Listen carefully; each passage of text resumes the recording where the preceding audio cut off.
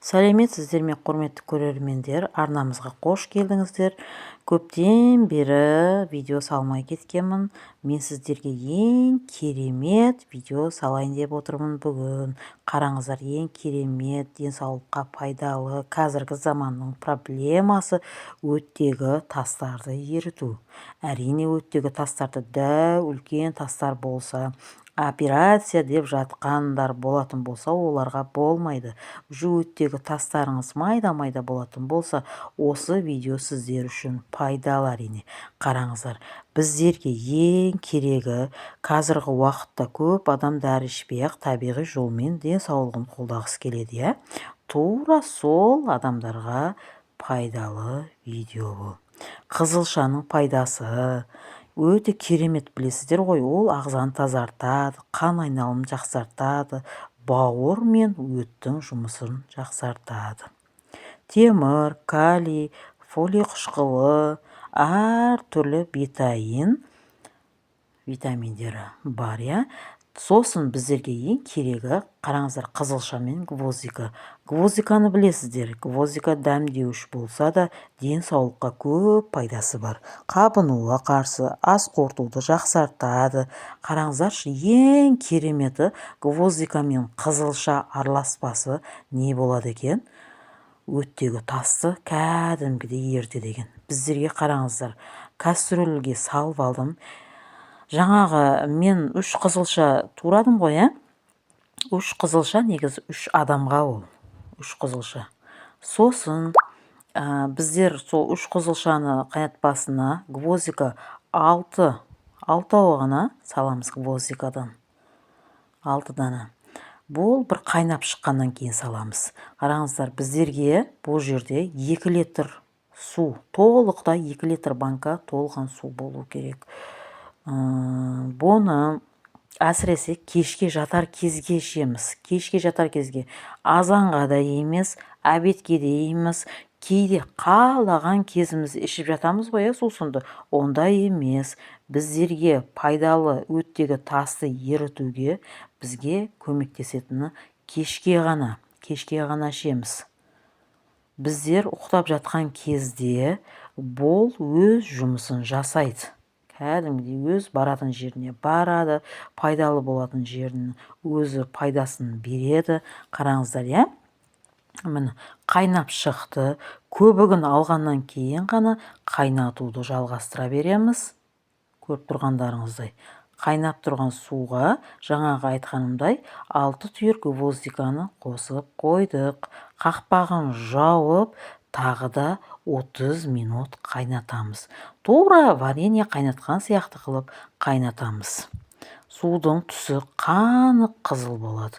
Кәдімгі қызылшаның өзінен реңдері қашып суға түседі. Жаңағы мен айтып отырғанымдай, бізде қызылшаның ең керегі бетайн витамині, ол өттегі тасты жақсы ерітеді. Соның үшін біздерге суға жақсы қызылшаның бетайн витаминін шығу үшін жарты сағат қайнатуымыз керек болады. Бұл дайын сусынды ішер алдында жақсылап сүзіп, қараңыздар, реңін қарасаңыздаршы, қызылшаның ешқандай да реңі де бір не қылған жоқ, көріп тұрғандарыңыздай. Өте бір керемет. Ішсеңіздер, бұның негізі бар ғой, мен сіздерге айтып өтетін жайт. 1 айдан 5 айға дейін ішсеңіздер, толықтай тастарыңыз түседі. Бұны тағы бір несі, бүйректегі қуық жолдардағы тастар болады ғой, соларды өте керемет түсіреді.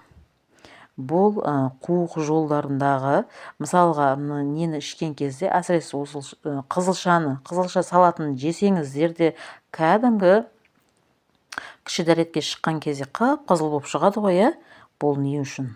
Бұл қуық жолындағы әртүрлі микробтарды алып шығады бұл. Қараңыздар, қайнап суымыз дайын болды. Қаны қып-қызыл су дайын болды. Қараңыздар, өте әдемі. бұны таңертең аш қарынға да, обедке аш қарынға деген жаңағы айтқанымдай болмайды. Тек қана жатар кезге тамақтанып болғандан кейін 1 сағаттан кейін ішу керек. Міне, қаны қызыл. Мен өзім қолданып, өзім үй жағдайында да қолдап, кәдімгідей бала шағаммен бірге ішкеннен кейін сіздерге де пайдалы болсын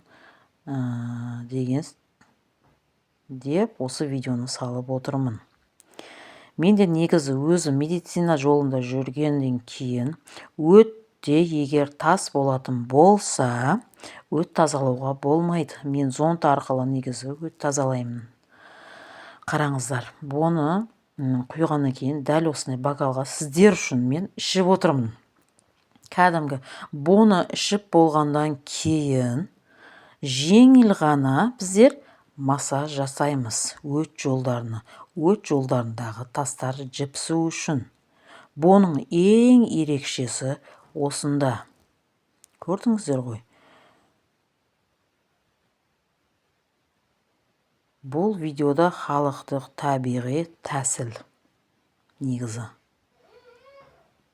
Кәдімгі жазда да болады, қыста да болады, күзде де болады, көктемде де болады. Осы қызылшаны пайдалансаңыздар өте керемет нәтижеге жетесіздер.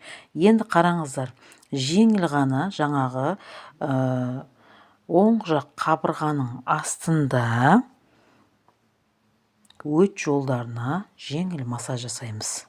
Яғни жаңағы сусынды ішіп болған соң тасты жіпсіту үшін күнделікті соны жасаймыз.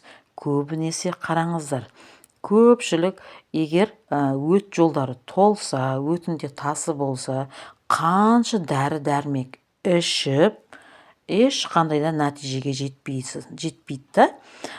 Тура осы сусынды дайындап ішетін болсаңыз, өте бір керемет нәтиже көресіздер.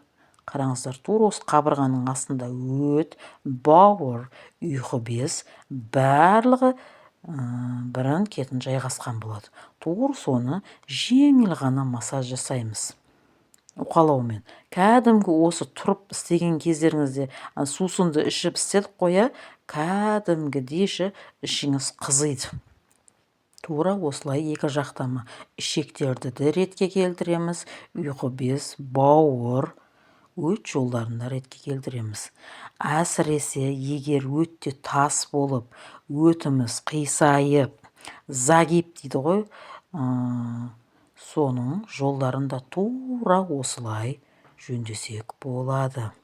Ал сіздерге ем болсын, сіздерге пайдалы ақпарат болған болса, қуаныштымын.